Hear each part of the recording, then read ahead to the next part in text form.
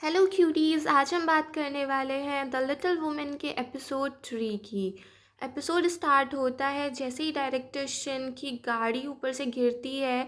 इंजू उनको बचाने की कोशिश करती है, वो सीपीआर देने की भी कोशिश करती है, फ़ोन करती है, बट कुछ हो नहीं पाता। और तभी वहाँ पे एम्बुलेंस आ जाती है। दूसरी साइड दिखाते हैं, इन क्योंग इनाय से पूछती है कि उसकी बनाई हुई पेंटिंग का क्रेडिट किसी और ने कैसे ले लिया। क्या उसे कोई बुली कर रहा है, परेशान कर रहा है, कोई प्रॉब्लम आ गई। बट इनहाई कहती है कि आर्क ह्यूरिन की मदर ने मुझे प्रॉमिस किया है कि वो आर्ट्स की स्टडी के लिए मुझे अब्रॉड भेज देंगी, बस उस वहीं जाने के लिए ये छोटा सा प्राइस मुझे पे करना पड़ा। इन क्योंग इनहाई को समझाने की कोशिश करती है, बट इनहाई सुनने को तैयार ही नहीं थी।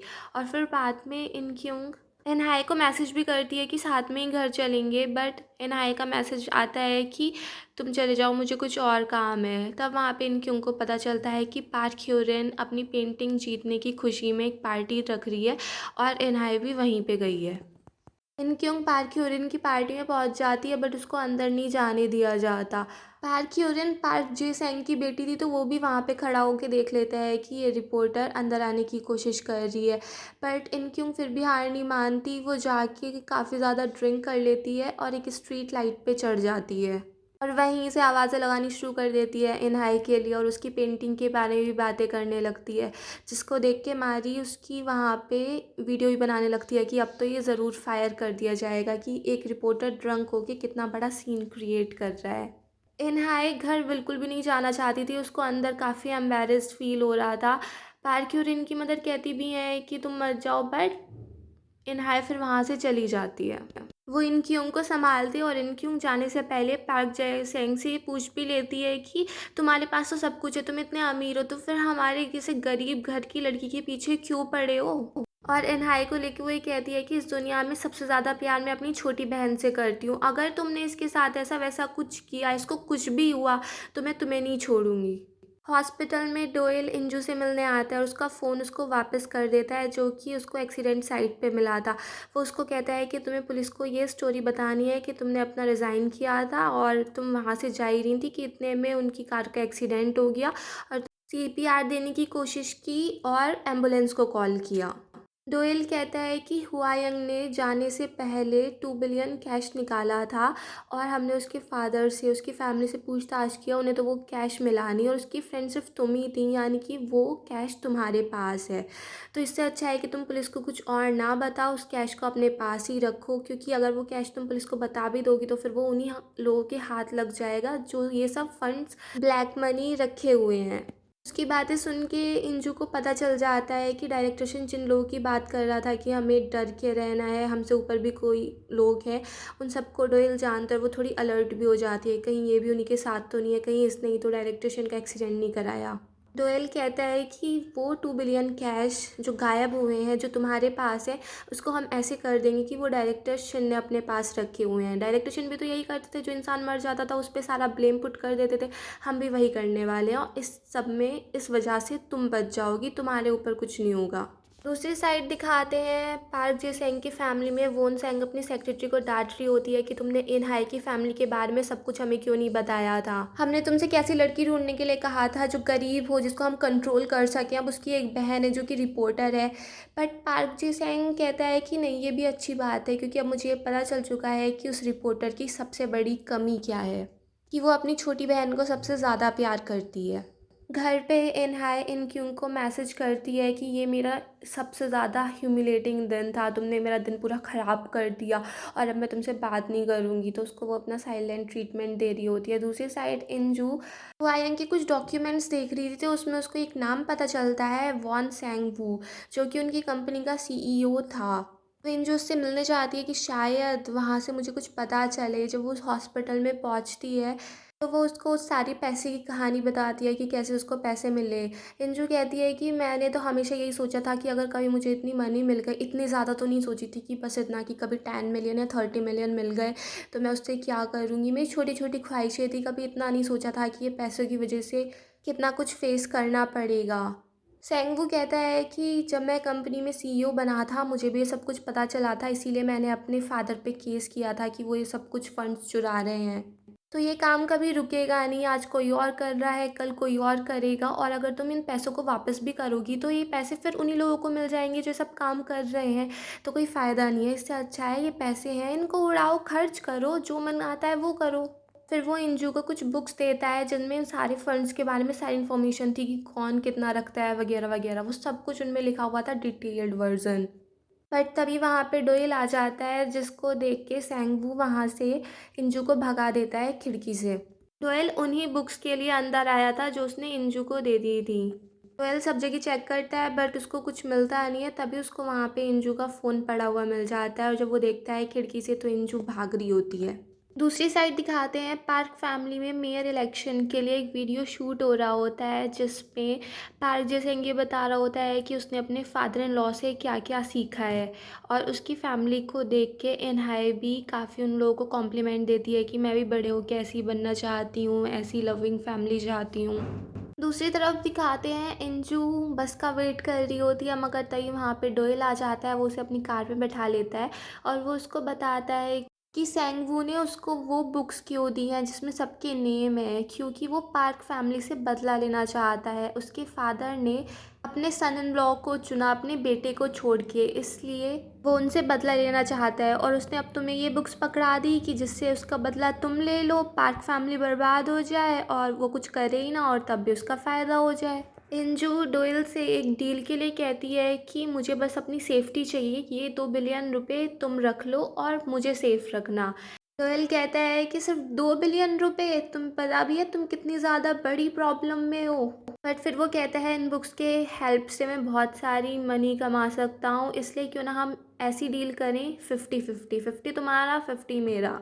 और वो इंजू से कहता है कि तुम एक तूफान की तरह हो, जहाँ भी जाती हो वहाँ का रुख बदल देती हो।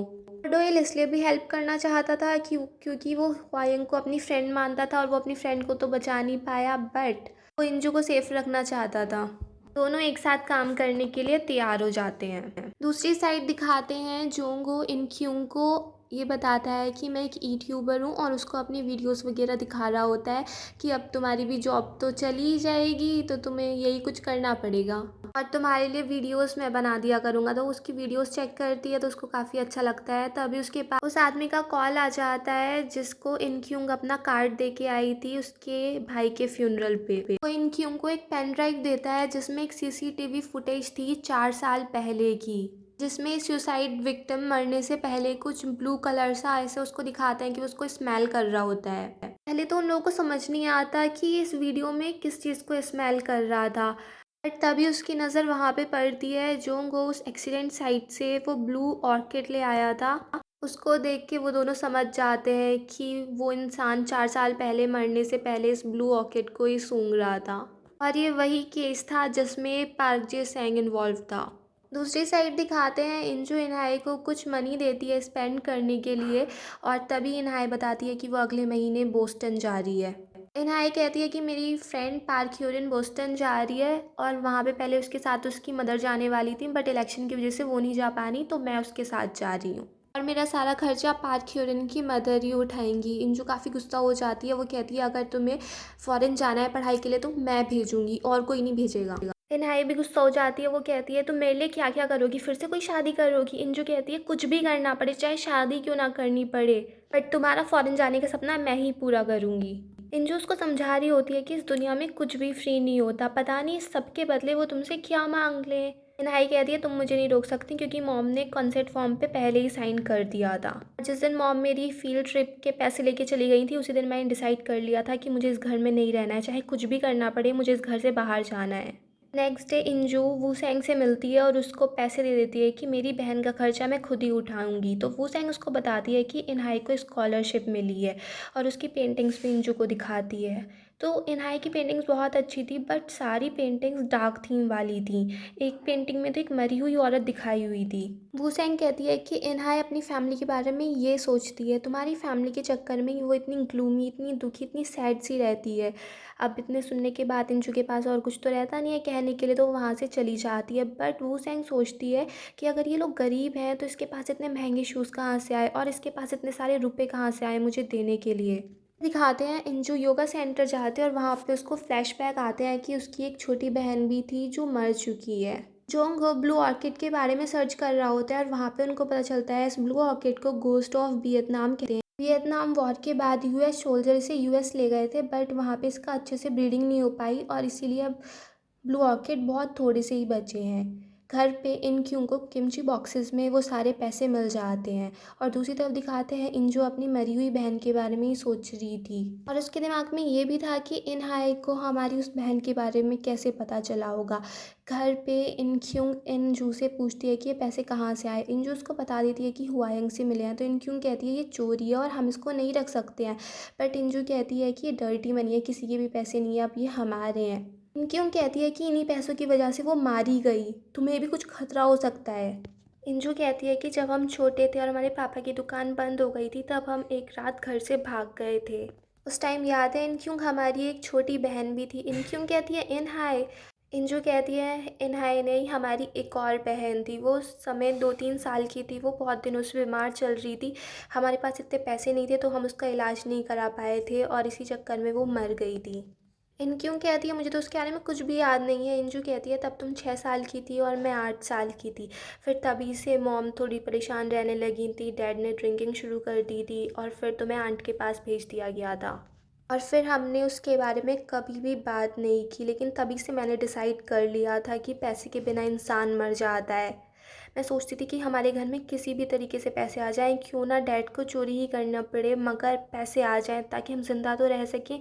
पैसे की वजह से मैंने एक कॉन आर्टिस्ट से शादी की, पैसे की वजह से तुम आगे नहीं बढ़ पाई और पैसे की वजह से इन हाई को ऐसी ज़िंदगी जीनी पड़ रही है।